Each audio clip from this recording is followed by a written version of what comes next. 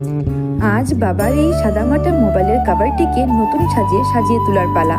মোবাইলটি যখন আমার হাতে ছিল তখন ভাবলাম এটা ভালো লাগছে না, তাই বসে পড়লাম আমার এই পার্মানেন্ট মার্কার নিয়ে প্রজাপতি ড্র করতে।